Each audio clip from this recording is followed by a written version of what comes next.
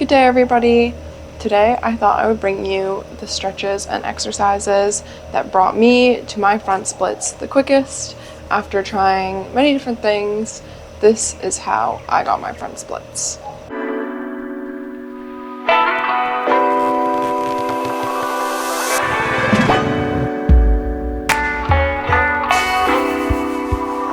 So we'll start off by warming up our legs with just some kicks and some hip openers. So if you need something to balance with, you can always bring yourself to a wall or put a chair next to you or something like that. So starting with your right leg, we're gonna do 12 kicks. That's 2, 3, 4, 5, 6, 7, 8, 9, 10, 11, 12, and to the side, also 12 kicks. 1, 2, 3, 4, 5, 6, 7, 8, 9, 10, 11, 12, and back with your right leg. So like this.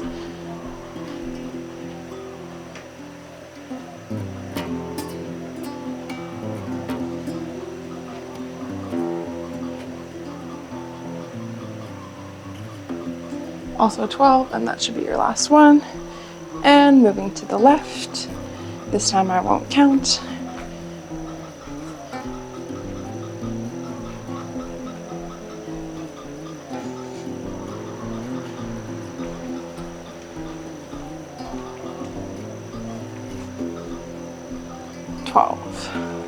To the side.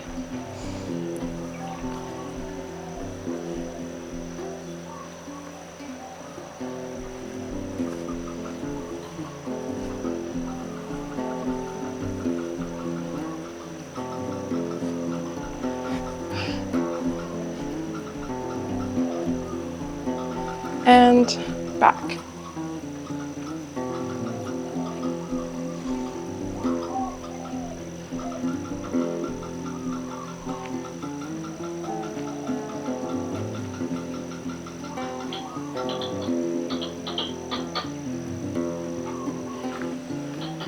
And now, starting to open our hips, we're going to take our right leg, open it out to the side, and then circle back in just a few times, opening out, crossing towards your left, and opening. And then coming back in, reversing the motion.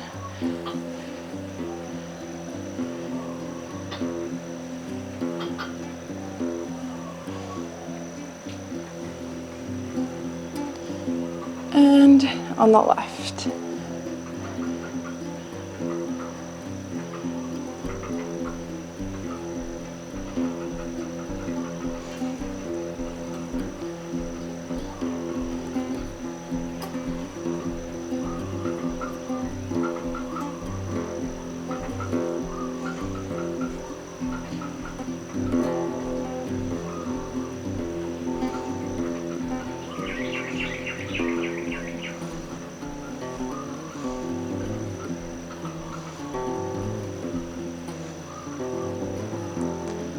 Should be good.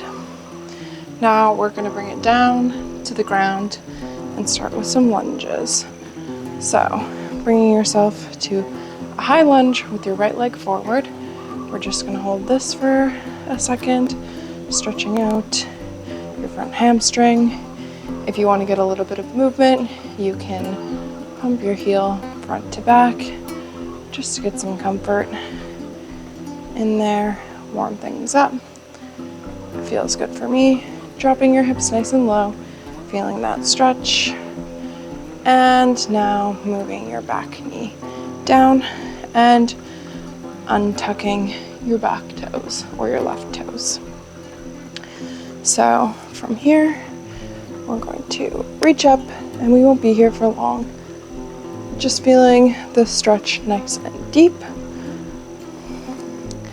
Now, for this next part, if you have sensitive knees, I would highly recommend padding your knee with either a face towel or a pillow, or you can double up your mat.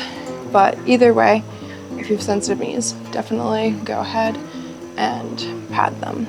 So you want to be nice and forward on this back knee, making sure your weight is not in your kneecap. And we are going to be activating our hamstring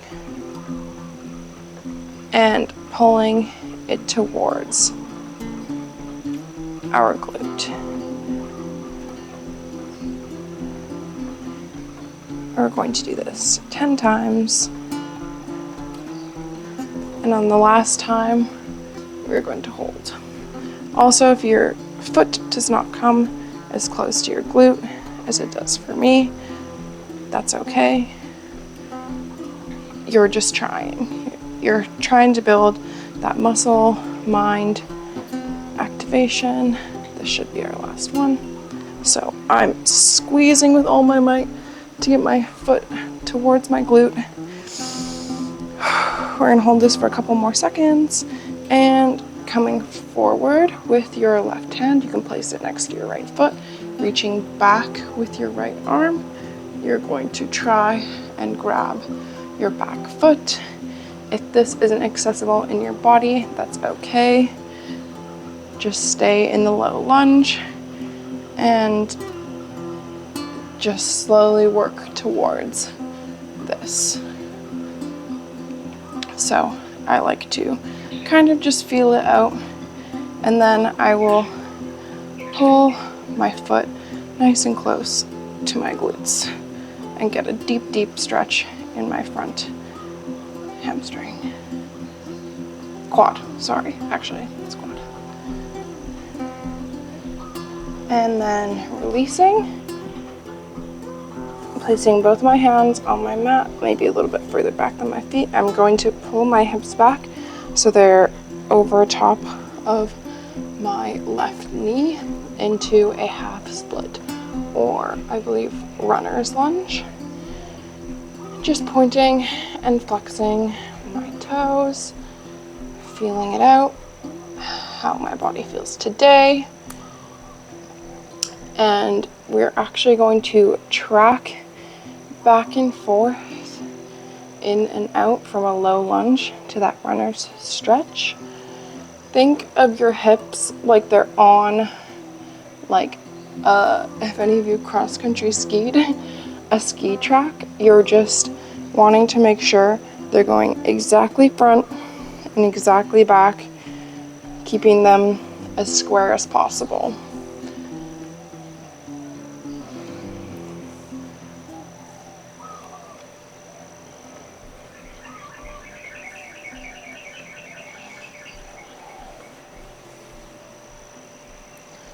Also, when you're in your half split or runner's lunge, you're always trying to keep your back as flat as possible. It's less about being as low as you can go and just extending through your back and your anterior pelvic tilt.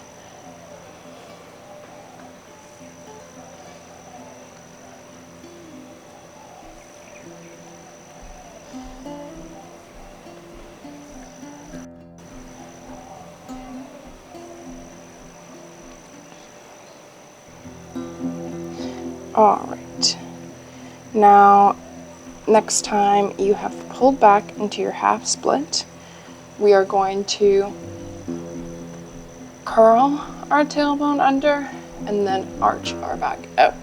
You might not actually look like you're doing a ton here, but you're going to be loosening up your lower back, which is very important for your splits.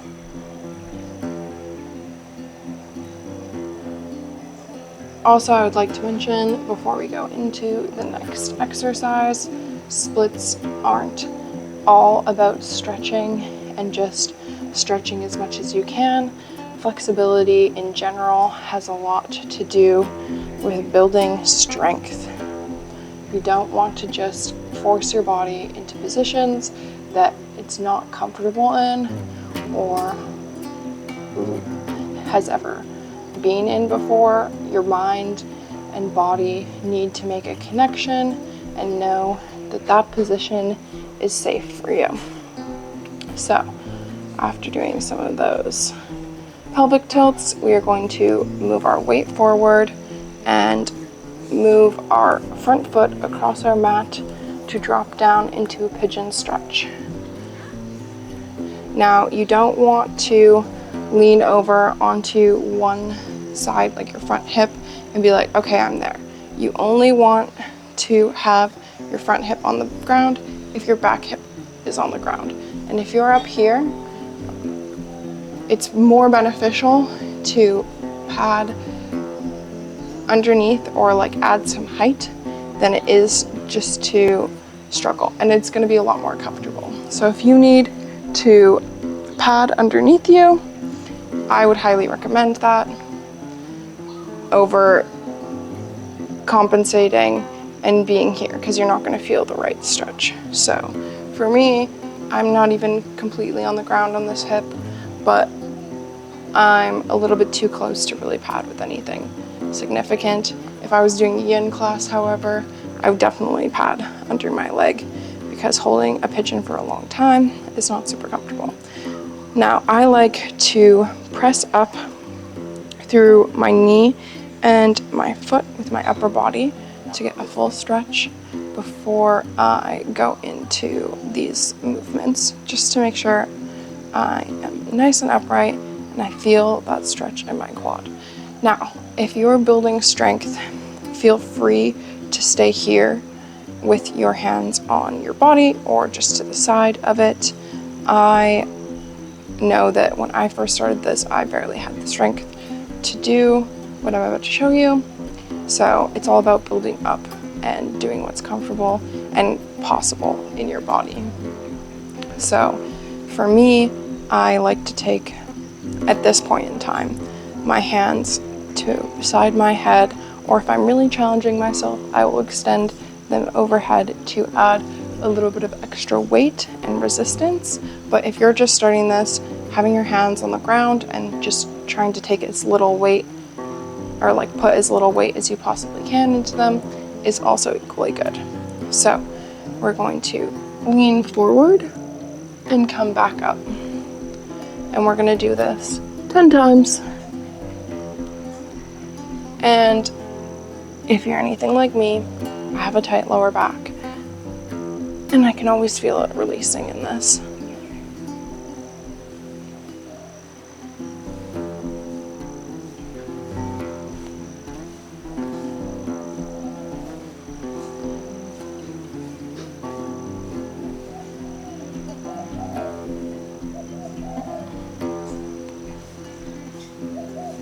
And 10. Perfect. So now we are going to go into our split on this side. So I'm going to push into the ground, lift the weight up out of my front leg, extend it as far forward, and then drop my back leg down. I like to keep my back toes tucked under for a little while, just to feel a full stretch in the front of my quad. And even maybe flexing through my front foot to get that extra stretch in the back of your hamstring.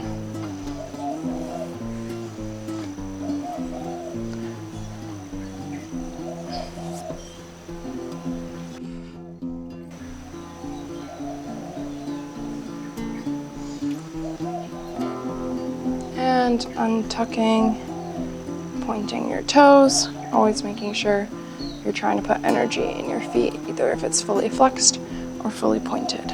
Now, if you can take your weight out of your hands. Also, I forgot to mention, if you're not in your splits, that's totally okay.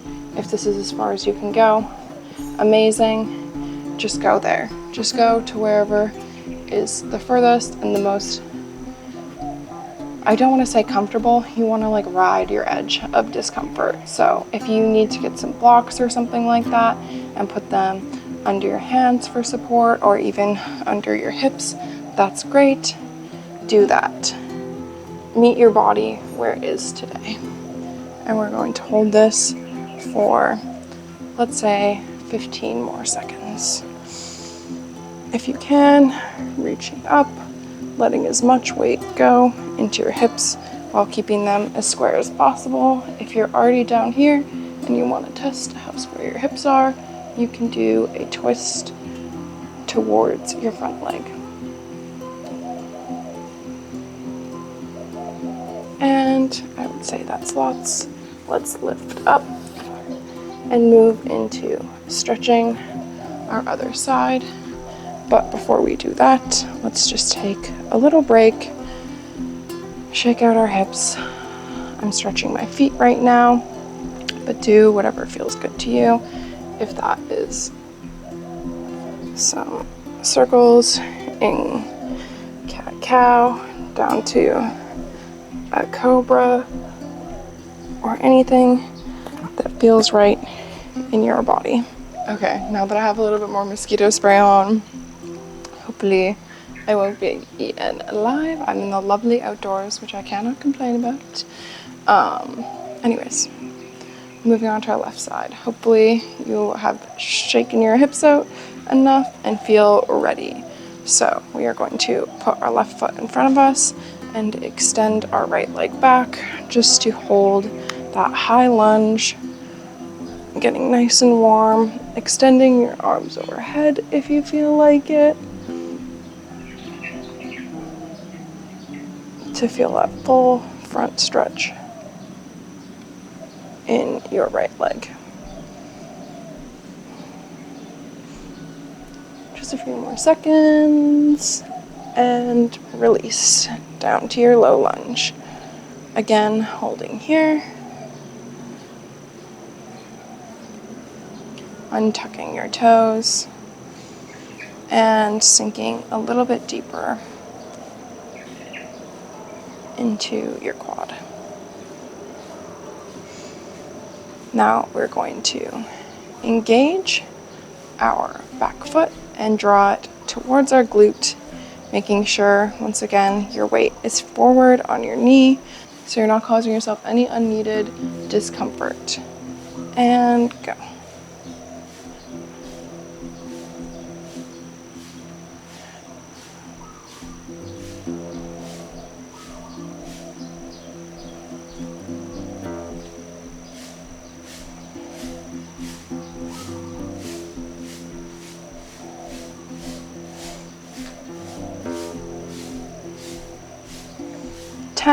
And squeezing that foot towards your glute.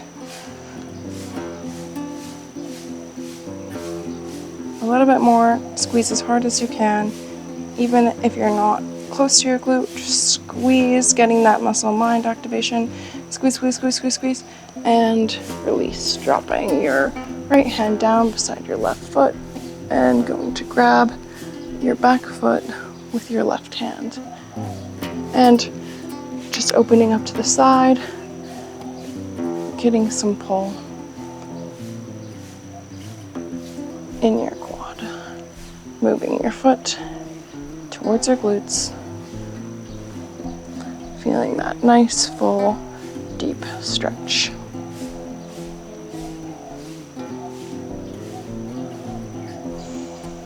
And release. Putting your hands on either side of your foot and pulling back to that half split or runner's lunge. Giving your foot a little point and flex, waking up the back of your left leg. Making sure when you flex, fully flex your feet with lots of energy towards your face. And point with the same mentality, with lots of energy towards the ground in front of you. All right, releasing that, and we're going to track our hips back and forth from a low lunge to that runner's stretch. Always making sure we're not compensating by going too far back over this back hip. You want to go to about just above it, stacking your hip over your back knee.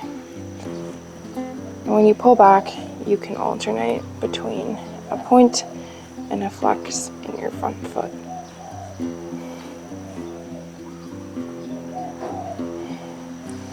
Again, trying to keep your hips as square as possible, tracking forward and back in a straight line.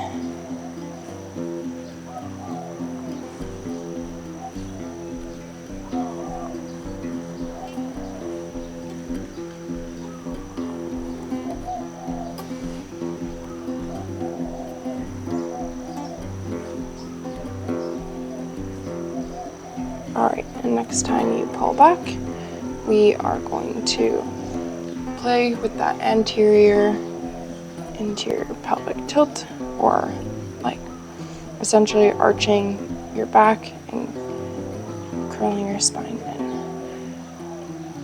in. Just alternating between the two. It might not look like a huge movement, especially if you have a tight lower back, the way I did when I first started these exercises.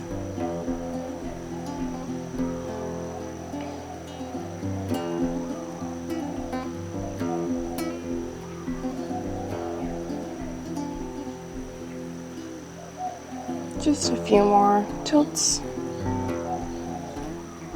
and we'll call it a day.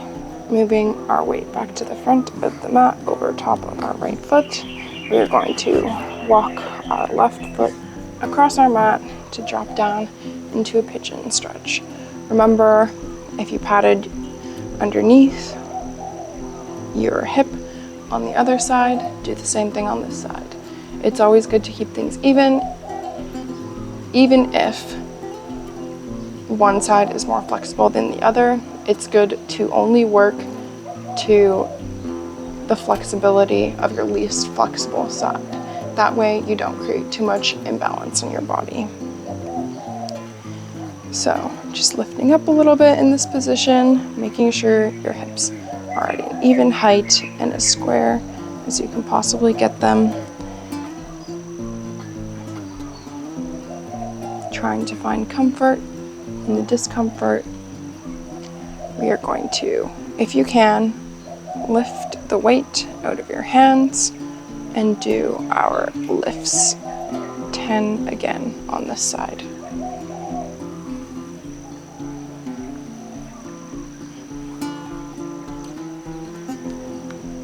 Also trying to make your back as straight as you possibly can while doing these.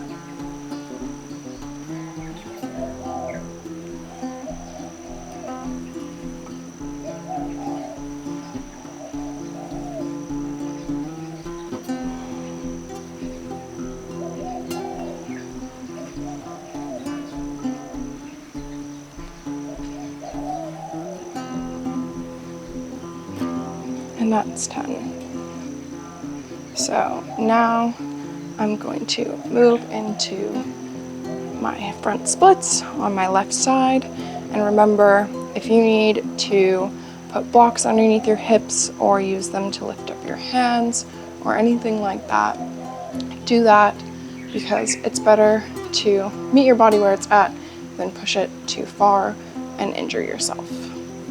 So I'm lifting on my hips.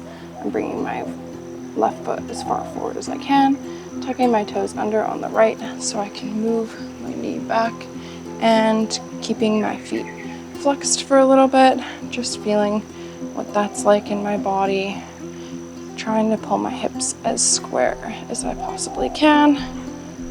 And as you can probably see, I like to wiggle side to side a little bit.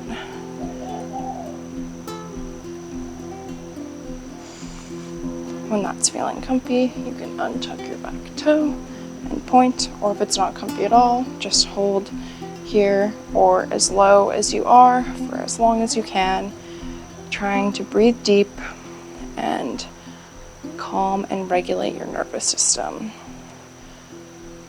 The more you can relax in any given position, the more you can signal to your brain that it is a safe position for your body to go into. I'm just going to go for my twist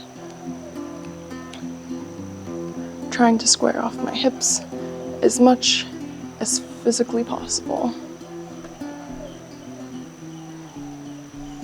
Holding here for maybe 10 more seconds. Also, if you are already comfortably at your split and this is like no problem for you whatsoever, I would highly, highly suggest putting a block underneath your front foot at the very least, if not also your back foot. But listen to your body, you know what's best for it.